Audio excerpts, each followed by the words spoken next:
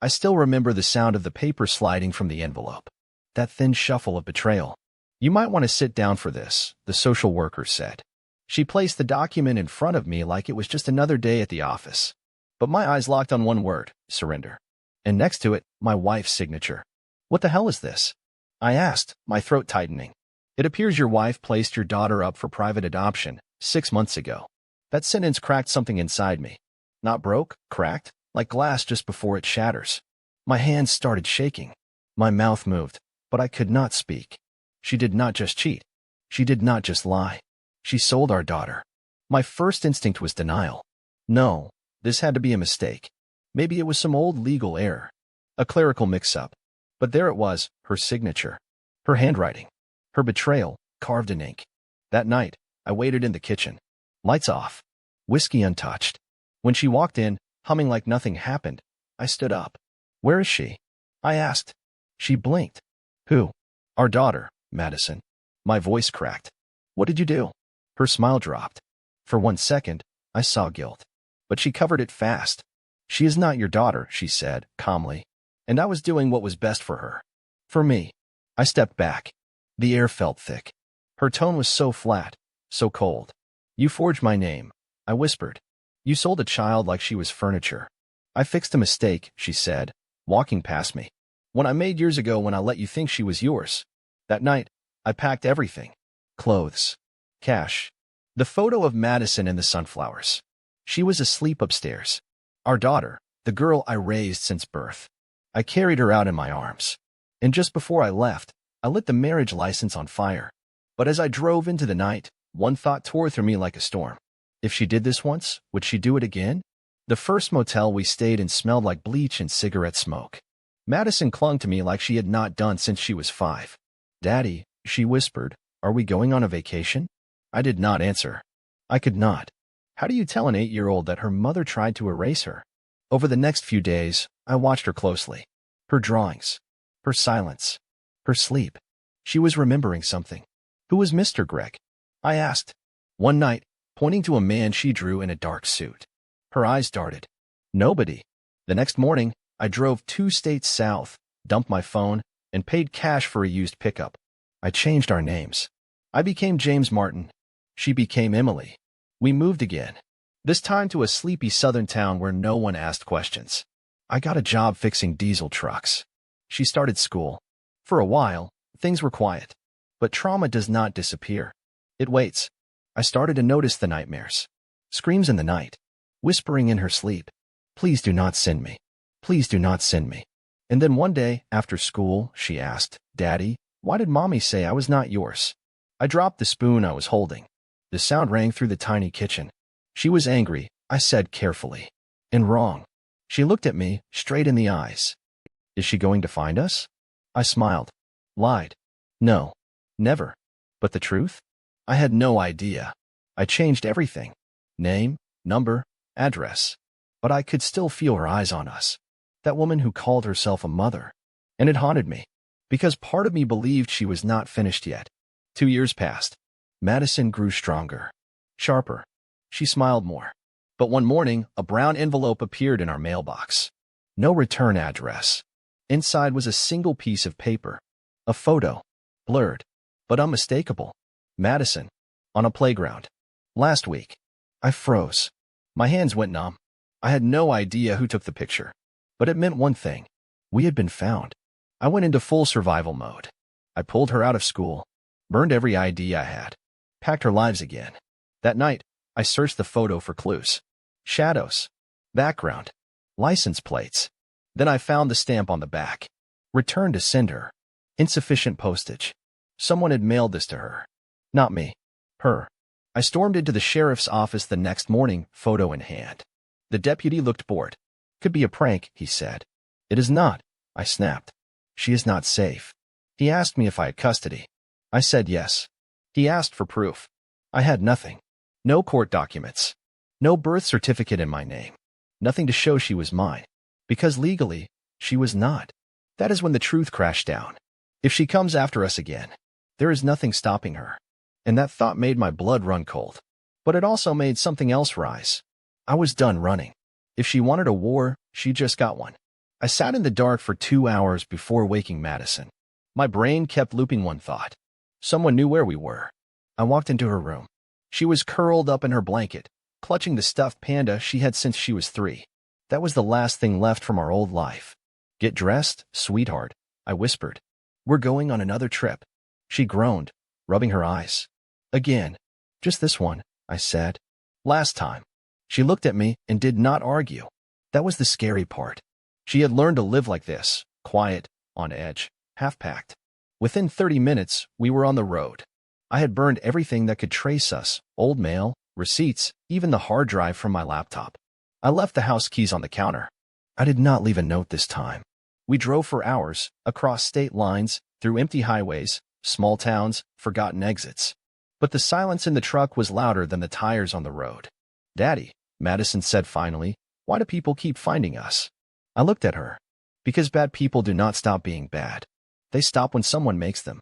We crossed into Mississippi under a blood-orange sky. I used a prepaid ID to rent a trailer in a nowhere town called Palestone. Population maybe 900. Nobody cared who you were. That was good. I got a job at a scrapyard. Cash under the table. Madison started online classes. We laid low. Again. But something was different now. The photo shook something awake in me. I was not just scared anymore. I was angry. This woman, my ex-wife, thought she could play God. Sell a child. Rewrite truth. Shatter people and just keep going. Not anymore. Because now I was building a plan. And this time, she would not see it coming. Palestone was the kind of town where nobody asked questions as long as you kept your head down. The kind of place where secrets were common and silence was currency. Madison became Emily. I became James. No paperwork. No real names. Just new lives stitched together with caution. But you can only fake peace for so long. At night, I kept a Glock under my pillow. I set up cameras around the trailer. Motion triggered, infrared, off-grid. I had learned how to stay invisible. What I had not learned was how to explain it to a child. Madison started having episodes. She would sit still for hours, staring at the wall. Or draw pictures. Always of a house with no windows. She never colored in the sun. One night, I found her sitting in the bathroom floor with a pair of scissors. Hey, I said gently, kneeling. What are you doing? She looked up. I wanted to cut my hair, so they won't recognize me. I froze. My heart cracked in places I did not know were left. No one is going to hurt you, I said. Not ever again. But deep down, I was not sure if I believed it. That week, I visited an old contact from a different life, a hacker named Travis who owed me a favor. I showed him the photo, the envelope. I needed one answer. Who sent it? 3 days later, he called me. Bad news, he said. The email that ordered the print? It is tied to a fake adoption site. Not real at all. What does that mean? It means she was never legally adopted, Travis said. That contract? Fraud. Paper trail is fake. She was not being given away. She was being sold. I felt everything in me turn cold. My ex-wife had not just betrayed us. She had trafficked our child. And now, I knew, this was much bigger than I thought.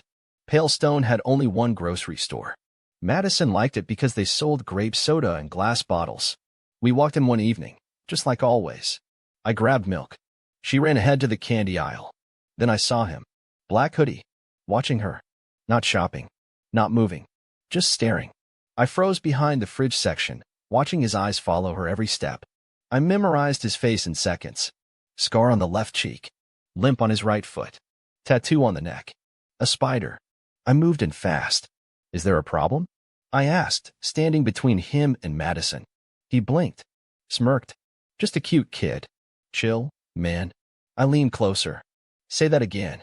But when I turned to grab Madison, he was gone. Vanished. I pulled her out of the store without a word. We got in the truck. I locked the doors. Do you know that man? I asked her. My voice was shaking. She looked confused. Then her eyes went wide. He was at the old house. I remembered his spider neck. The room spun. She remembered. She remembered him. The man from her mother's deal. And that meant one terrifying thing. They were looking for her again. But this time, I was not just running. I was going to burn down everything they built. Because now I had names. Faces. A trail. And I was going to follow it all the way to hell. That night, Madison would not sleep. She sat at the edge of her bed, knees pulled to her chest. I locked on the closet a door like it was going to open by itself. I sat across the room, arms folded, watching her. I wanted to fix it, say something, but no words came out right. Finally, she whispered, "He was there that night. The one Mommy said I could not talk about." My stomach dropped. What night? She looked at me, eyes wide. The night she told me to get in his car. I leaned forward, heart pounding.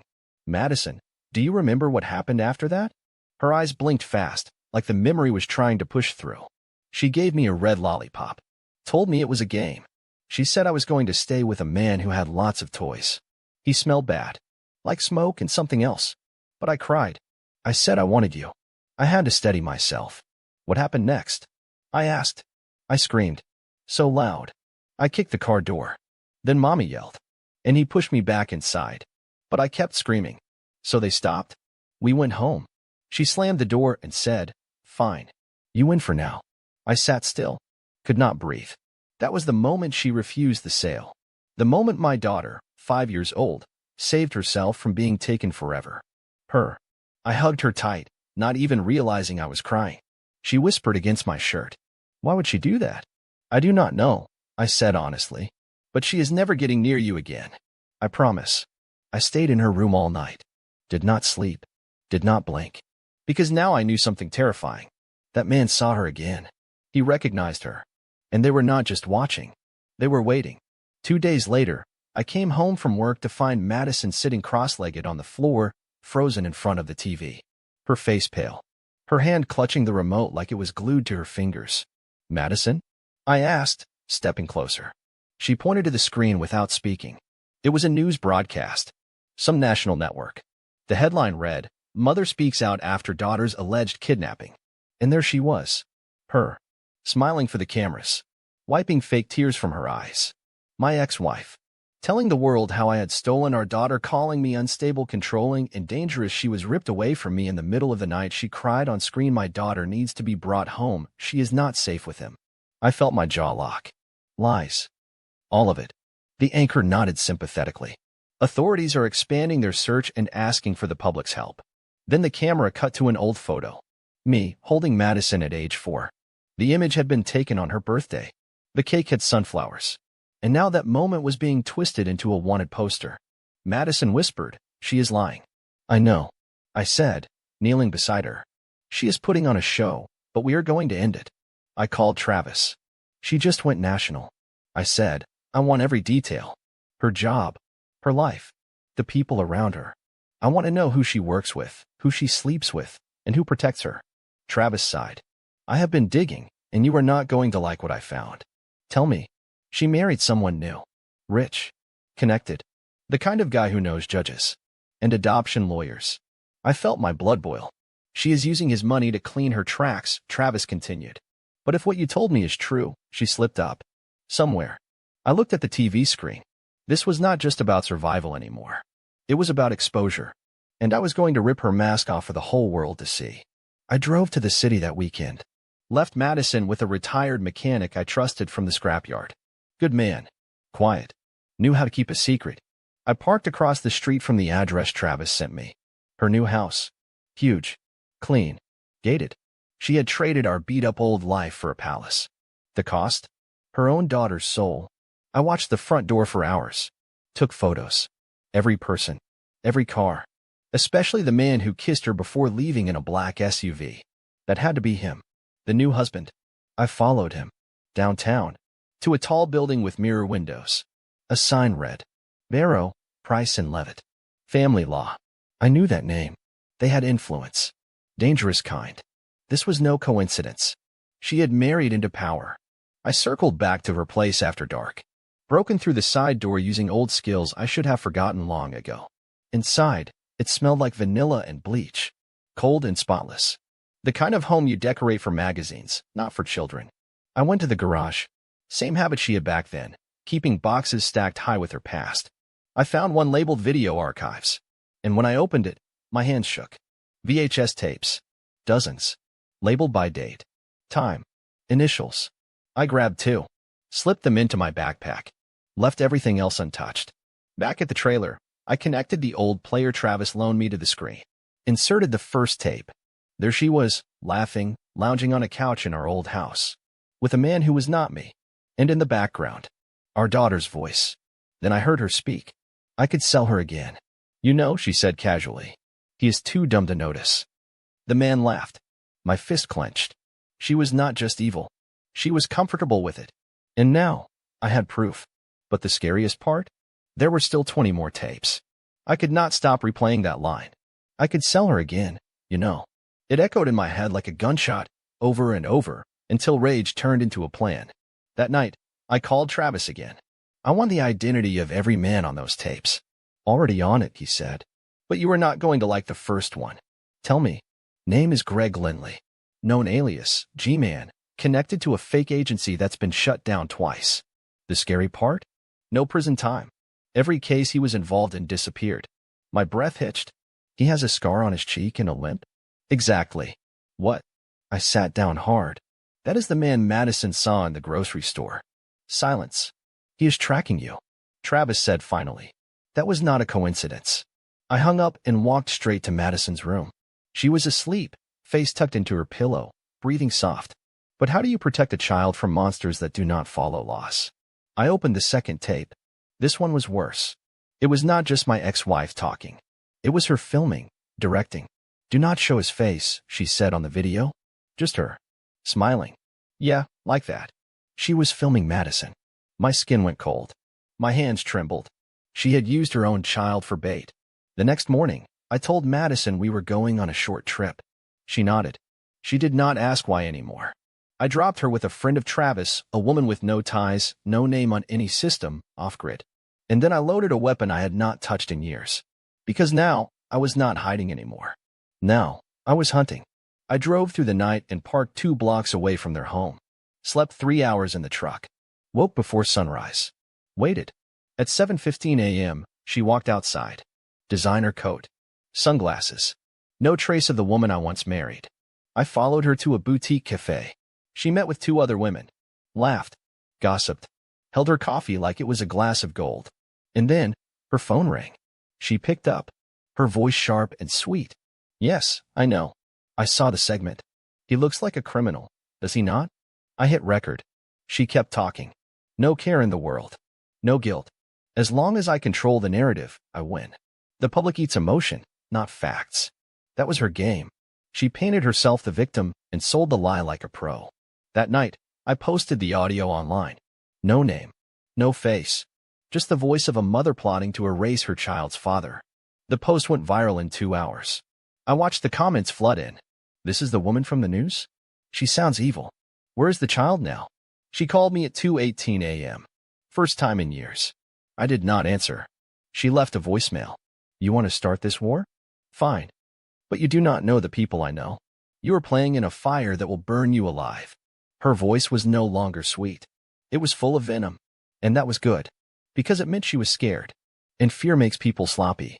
2 days later, Travis called. You are going to want to sit for this. Go. I traced more of those tapes. Some were copied. Uploaded to deep web forums. One led to a hidden folder labeled Sparrow Nest. You know what that means. I did not answer. I already knew. It was code. For child trafficking rings.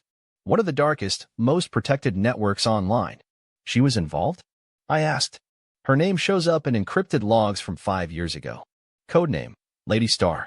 Payments were made to a shell company, registered under her maiden name. My chest tightened. She did not just sell Madison. She helped sell others. I went back to the tapes. I needed evidence, more than whispers and names. I needed something that would survive court. One of the tapes showed her on a call. No, she is not ready yet, she said. I need to desensitize her more. A few more visits, then we can finalize. I paused the screen. Behind her, a notepad on the wall. On it, a list of names and numbers. I zoomed in. Grainy, but visible. One name had a red star next to it. Sasha L. Another. Cassidy M. I searched both names. Missing girls. Ages 5 and 6. Vanished 3 years ago. Cases closed. But now they were real again. And she was tied to them. I stared at the screen, the bile rising in my throat. This was not just about revenge anymore. It was about justice. For Madison. For the girls she never knew. For the fathers like me who were lied to, erased, broken. She had built this entire empire of lies. Now, I was going to tear it down, one piece at a time. I watched that tape 4 times before I finally hit pause. The last 10 seconds would not leave me. Her voice, calm as ever, leaned into the camera and said, "If I play this right, he will think it is his fault, that he was never enough." That is the trick. She was not just a liar. She was a manipulator with precision. It made sense now. Every time she cried, twisted my words, made me question my instincts. It was not emotion. It was strategy. But what I found next hit even harder. One of the VHS labels said, "Private 7/10 RH." I had no idea what it meant, but I played it anyway. The footage opened in a hotel room. She sat on the bed with a man in a sheriff's uniform. Sheriff Randall Hayes. I recognized him instantly. He was the face behind dozens of missing children investigations in our region. Always smiling on the news. Always deeply concerned. In the video, she poured him a drink and laughed. "Another one down," she said. He nodded. "They never trace it. You are a genius." And just like that, the final piece clicked into place. She had law enforcement covering for her. That is how she pulled it off: forged papers, fake adoptions, erased trails. This was a machine, and she was the engine. I called Travis. "You need to hear something. And then I want the location of that sheriff. Tonight." I sent him the video. 15 minutes later, he called back. He is still on the force. Promoted, actually. Running a trafficking task unit. My hand went numb. I laughed bitterly. Of course he is. "This is bigger than personal now," Travis said. "You want to burn them?" "This tape is gasoline." "No," I said. "It is just the spark." Because now I was ready to do more than survive. I was ready to expose every last one of them. I stared at Madison as she slept at night. Her hair dipped behind one ear. Her arm curled around the panda she still would not let go of. And something hit me. The name Madison, that was not what the documents said when we fled. That was what I had been told. What my ex-wife had told me. I dug through old files I kept locked under the floorboard. The original birth certificate. The one I never looked at close enough. Her legal name? Amelia J. Loring. I felt the ground shift under me. I walked outside, called Travis. "We have a problem." "You found something?" "Her name. Her real name. It was never Madison." He was silent for a beat. "That explains why we could not trace certain records." "Explain." "There are 2 court files. One under Madison L. Morrison, sealed and flagged. The other under Amelia J. Loring, tied to a custody claim. That was dismissed." "Dismissed by who?" "A judge named Timothy Harvell." That name rang a bell. A deep, unpleasant one. "He is married to her aunt," I said slowly. "She mentioned him once." "You were telling me a judge dismissed your custody claim to help his family cover a fake adoption?" "I am telling you," I said, "she turned a whole damn system into a business." "And my daughter?" "She had been erased." I sat on the porch until morning. When she woke up, I told her the truth. "Your name is Amelia." She blinked. "But I am Madison." "You are whoever you want to be," I said, hugging her tight. "But now you know who they tried to bury." She looked down, then nodded. "Can I still call you Daddy?" "Always." Because no piece of paper, no forged name, no lie written in ink, would ever make me stop being her father. The next video I played nearly made me vomit. It was a clip dated 2 years before Madison was born. A girl no older than 8 sat in a chair, eyes empty, rocking back and forth. The camera angle stayed fixed, cold, and mechanical. Off-screen, I heard my ex-wife's voice say, "Stop crying. It makes them uncomfortable." The girl did not respond. In the corner of the screen was a date and 3 initials written in marker, CMW. I froze.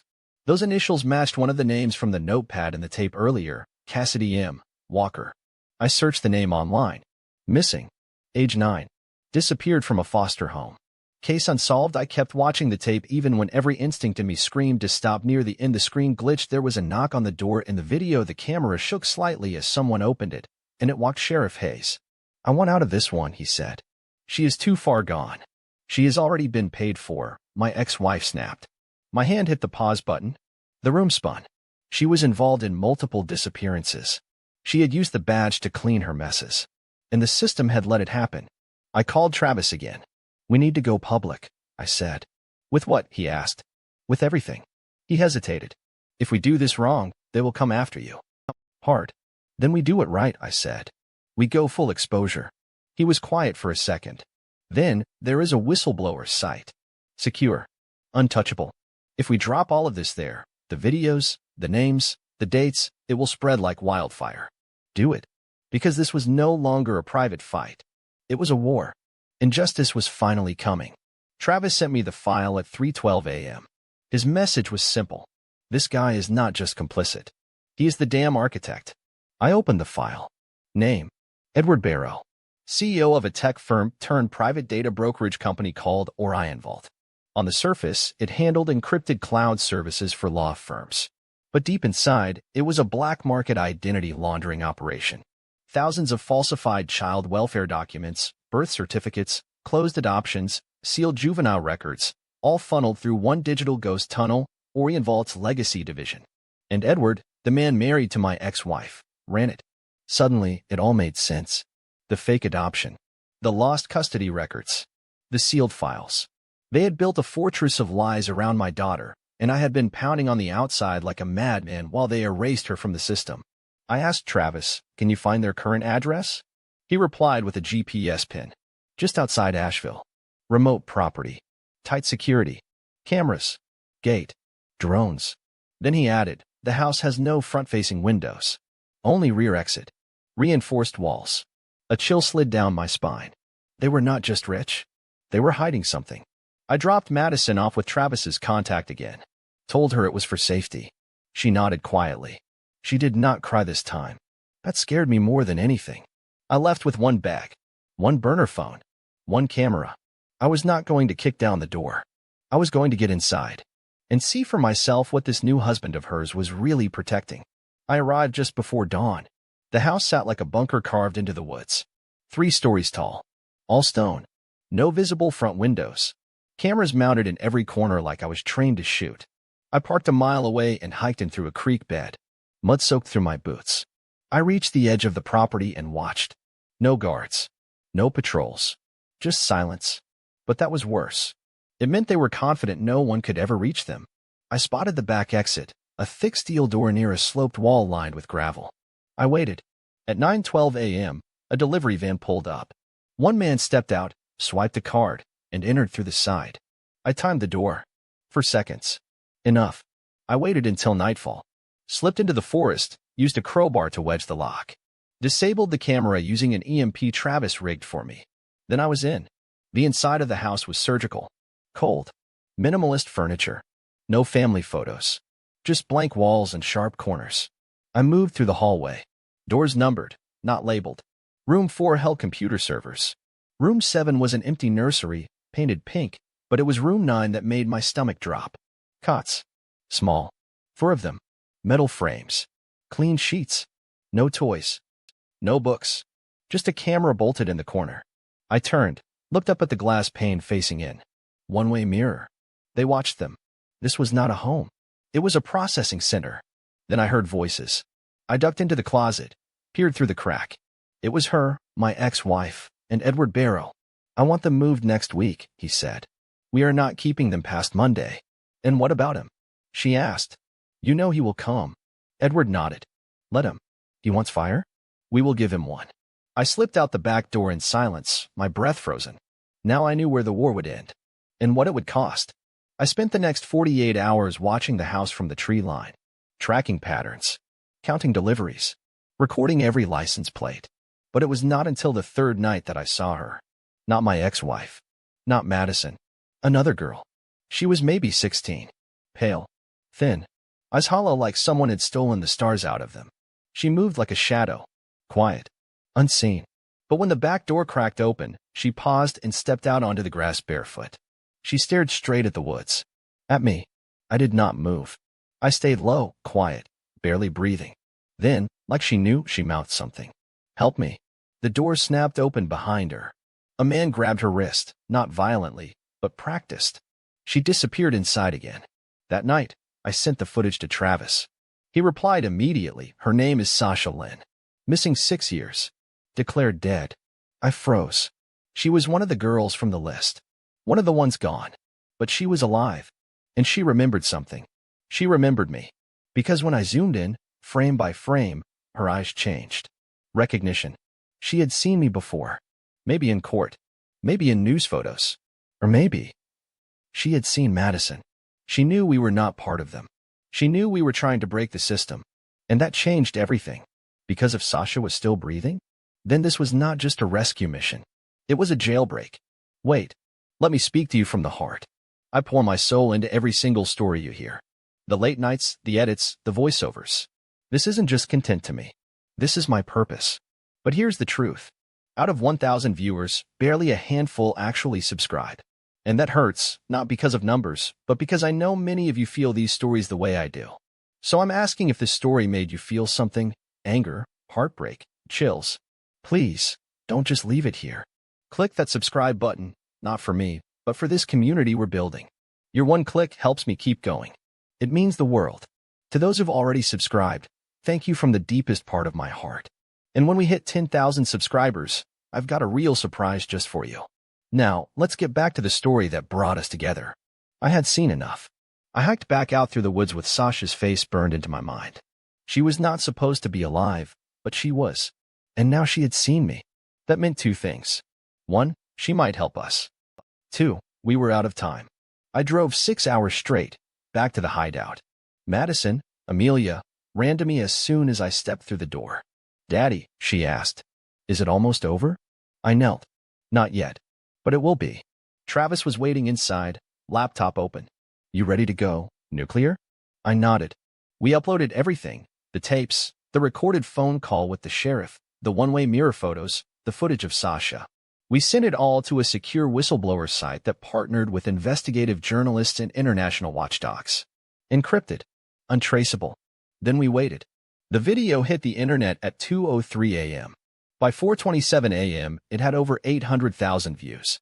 By sunrise, national news stations were broadcasting the footage in blur, citing a rapidly developing criminal investigation tied to a fake adoption ring, law enforcement corruption, and missing children. And at the center of it all? Her face, her voice, her mask, finally broken. That morning, the sheriff's department held a press conference. Randall Hayes did not show up, because he was already in custody. The first domino had fallen. But I knew this was just the beginning. Because predators like Edward Barrow? They do not go down quietly. It was just past midnight when I got the message. Block number. No name. Just 5 words. Come get your daughter. Now. I stared at the screen. Travis read over my shoulder. Trap. I nodded. Definitely. You going? I have to. He sighed. I figured you would say that. We loaded 2 burner phones, 1 wiretap, a camera vest, and a tracker sewn into my coat. I was not walking blind again. The address sent with the text led to a remote warehouse 15 miles from the main estate. Half collapsed. Unmarked. I parked 2 blocks away and walked. Inside, the air was thick. Mold. Oil. Dust. Then I heard her voice. Look who finally showed up. She stepped from the shadows like a villain in a stage play. Same smirk. Same poison in her eyes. Behind her, Madison stood silent, tied to a chair. Gagged, but alive. You want her, she said. Take her. But know this. There is no going back. I stepped closer, my voice low. Let her go. She shook her head slowly. You took everything from me. My image. My control. My network. I built it for years. You tore it down in a week. She pulled out a pistol. You know what the funny thing is, she said. She is not even scared of me anymore. I could hear Madison breathing through her nose, calm, steady. You lost her, I said. You lost everything. She laughed. No, I gave it away, just like I gave her to you. She pointed the gun at herself. I lunged, grabbed her arm twisted. The gun clattered. We fought. Madison kicked her chair backward, crashing to the floor. I got the upper hand. Pinned her. Gasping. Eyes wide. She looked at me and hissed, You have no idea what you started. I leaned in. No, I said. But you were about to find out. Sirens wailed in the distance. I untied Madison, Amelia, while she sobbed into my shoulder. Her. I knew you would come, she said through tears. I was not scared. Not this time. I held her so tight it hurt. The police arrived minutes later. Guns drawn. I dropped to my knees, hands raised. They took us both in, but not to jail. The officer whispered, We know. We saw the videos. Inside the station, they separated her and me for questioning. I gave my full statement, showed the wiretap, handed over the phone with the messages, and laid it all out. By morning, she, my ex-wife, was booked on 8 felony charges. Human trafficking, child endangerment, fraud, evidence tampering, perjury, and more. Edward Barrow? He vanished, but not for long. 2 days later, a private bounty team backed by an international task force cornered him trying to cross into Mexico. He pulled a gun. They fired once. One bullet. He was dead before he hit the dirt. No trial. No deal. Just karma. Clean. 7 years of running. Of hiding. Of fear. All collapsed into that one bullet. It did not fix everything, but it was enough to let us breathe again. Madison sat in my lap that evening, head against my chest, staring at the stars. Is it really over? She asked. I did not answer right away. Then, almost. Because the next chapter was not revenge. It was healing. And she had earned that more than anyone. They gave her a green jumpsuit and put her behind glass. The first time I saw her after the arrest, she looked like a stranger. Hair pulled back. Pale skin. Eyes ringed in shadows. No makeup. No mask. Just the monster underneath. She smirked when she saw me. You came to gloat, she said, leaning forward. No, I answered. I came so you could see what losing looks like. She laughed cold low. They will not keep me here long. They never do. You do not get it. Do you men like Edward? They built walls around people like me. They buried you with him. I said. Her smile faltered for the first time. I leaned forward, voice low. You tried to erase her. Tried to sell her like she was some broken toy. And now you want to play victim again. She was a mistake, she hissed. I did not ask for her. She ruined everything. No, I said. You ruined yourself. You turned lies into currency. And now the world sees it. She slammed her hand on the glass. This is not over. But even she knew that was a lie. Because outside that room, the headlines were everywhere. Her name trended for all the wrong reasons. Parents from past years were coming forward. Missing children cases were being reopened. People were finally looking deeper. The system she had gained for years was collapsing around her. As I left the jail, I looked up at the sky, a dull gray stretch that finally felt a little lighter. Madison waited for me in the car. Watching cartoons, legs tucked under her. She smiled when I climbed in. She cannot hurt us now, right? I looked at her. No, I said. She never will again. And for once, I meant every word. 3 weeks passed. The investigation kept growing. It turned out the moment I had confronted my ex-wife at the warehouse, federal agents had already been listening. Travis had tipped off an undercover task force when we leaked the tapes. They had been watching the estate for days. And the kicker? The warehouse had been bugged. Every word she said, every threat, every confession was caught on audio. Crystal clear. I could sell her again, she said. Let him come. We will give him fire. All of it. Documented. That gave the prosecutors everything they needed to charge her as a federal-level conspirator in child trafficking and systemic abuse. I sat in a sterile office as they laid it out in front of me. Her chances of seeing daylight again are 0, the lead agent said. Barrow's death closed one door, but opened another. Now we are deep into the judiciary. This thing goes far. Judges, attorneys, even doctors. And you were saying she was the center of it? I asked. No, but she was the thread we needed to unravel it. They offered me protection. I refused. I want to testify. Are you sure? They asked. You will have to look her in the eye. Say it in front of everyone. I already have, I said. This time, I want the world to hear it. Madison would not be in court. She would be under full supervision with child psychologists and advocates. She was healing. Slowly. And I would not risk reopening wounds for spectacle. But me? I had scars I was not afraid to show anymore. I was not the man who ran. I was the father who fought. And now it was time to finish it. The court date approached fast. The night before the trial, I returned to the old estate one last time. This time with a warrant, a task force, and a demolition crew. We searched the entire house top to bottom. Nothing out of place. Everything too clean. Then I remembered something from one of the tapes. My ex-wife had said, put it in the wall, not the floor. That way no one hears a hollow board. I walked through the hallway, found the nursery, took a hammer, slammed it into the back corner of the wall behind the closet. Drywall cracked. Then thud. Something hollow. We opened it up. Inside was a hidden compartment, wide enough to crawl into, covered in dust, dead bugs, old cloth. And inside, there were tapes. Dozens more. But it was not just video. There were envelopes. Stacks of money. Letters. Each one handwritten by a mother, real names, thanking her for placement help. Some begging for contact again. Others just vanished halfway through, as if they never sent a second page. We bagged everything. One officer whispered, This is sick. Another said, she built this room to store lives. One note was dated 6 years ago. The handwriting messy, almost unreadable. It ended with one sentence. If anything happens to me, please tell my daughter I never gave her away. That was the final crack in the case. The judge reviewed the contents that same night, and when the trial opened the next morning, she walked in, but she would not walk out. The courthouse was packed. News vans lined the street. Protesters held signs, half shouted in rage, the other half in support. The story had become global, a case about corruption, custody, trafficking, and one father who refused to give up. Inside, cameras were banned, but every seat was filled. The gallery held attorneys, journalists, social workers, and broken families who had watched this system fail them for years. The bailiff called out, "All rise." And then she walked in, wrists cuffed, orange jumpsuit, hair tied back. My ex-wife had held high like she still owned the room. She glanced at me once, smiled.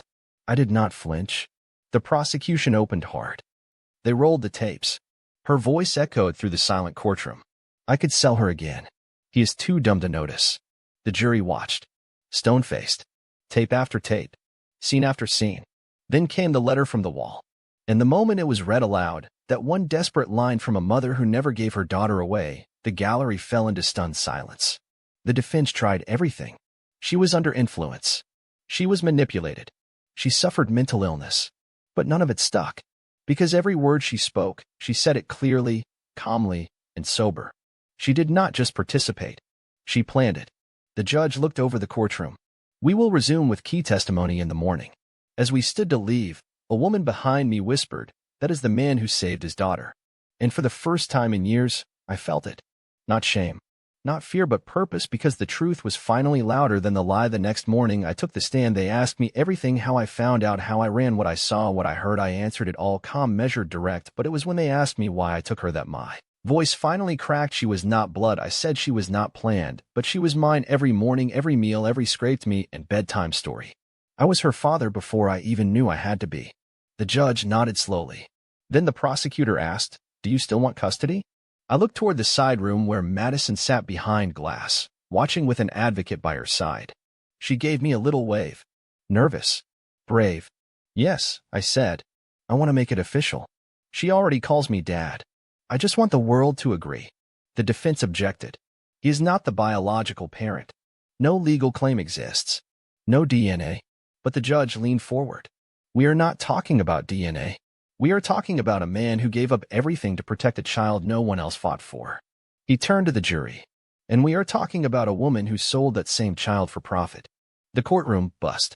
The judge continued. This is more than custody. This is correction. He signed the paper that same day. I was no longer a guardian in hiding.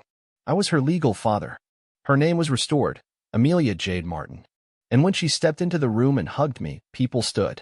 They clapped. Not because of me, but because sometimes truth wins. Sentencing came fast. The prosecutor did not hold back. About every child sold, erased, or hidden by this network. She was a leader, a recruiter, a predator with a polished face. My ex-wife stared straight ahead, unbothered, until the judge spoke.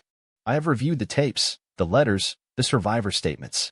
I have heard your voice, laughing, calculating, directing. He leaned forward, voice cold. You are a threat, and you will never walk free again. He issued a life sentence without parole, but it was the last line that cut deepest. You are denied visitation rights to any minor, including the child you gave birth to. For the first time, her face cracked. Just a flicker, not regret, but ego shattered. As she was led away, she tried to speak. To me. To Amelia. But no one listened. We did not give her the power anymore. Outside the courthouse, the world was waiting. Amelia held my hand. She did not hide her face. A reporter asked, do you forgive her? She looked up at me, then answered herself, no, and I do not have to. And just like that, we walked past the noise, through the crowd, into the quiet, finally free. The trial was over. The cameras were gone. The crowds faded. But something lingered. That final day in court, just after sentencing, I noticed a girl sitting at the back. Alone. Quiet. Eye sharp. Familiar. I almost walked past her, until she stood and said, you were the one who found her, weren't you? I turned. Found who? She reached into her jacket and pulled out a small photograph. Faded. Torn edges. It was Sasha. The girl who mouthed help me in the woods. The girl who was supposed to be gone. She's my sister, the girl said. We thought she died. I never stopped looking. My throat tightened. She's alive, I said. She made it out. Tears filled her eyes.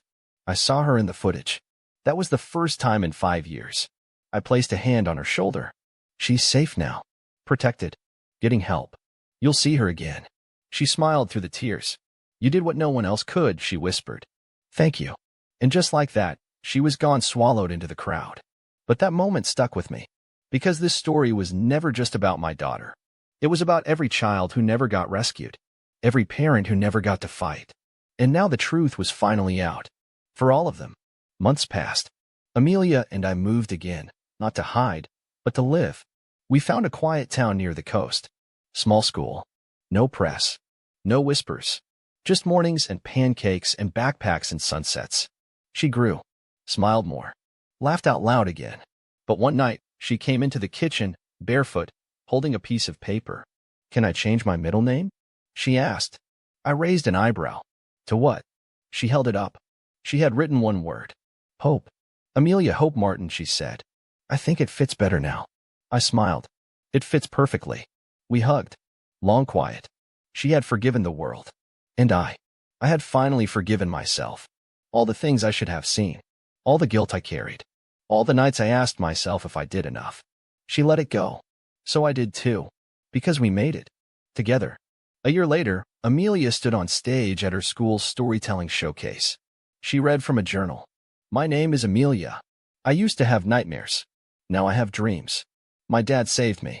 Not just once, but every single time I needed him. She looked at me in the crowd and smiled. And I broke down. Not because I was sad, but because I never thought we would reach this part. The part where the past is still there, but it does not win anymore. When we got home that night, she looked up and asked, Daddy, do you think she ever loved me? I paused, then answered, carefully, no, but love is not what you were born into. It is what you grow around. She nodded slowly. Then I am okay. And that was it. That was the end. Not just of her fear, but of the story. Of the war. Before you go, let me ask you something. What part of this story hit you the hardest? Was it the betrayal? The fight? The truth coming out? Tell me in the comments. And tell me where you were watching from. I would love to know how far this story has traveled. And hey, if you felt every word of this like a real film, like the video, subscribe to the channel, tap that bell, so you do not miss the next epic revenge story. Because I promise you the next one will hit just as hard. Until then, take care of yourselves. Take care of each other.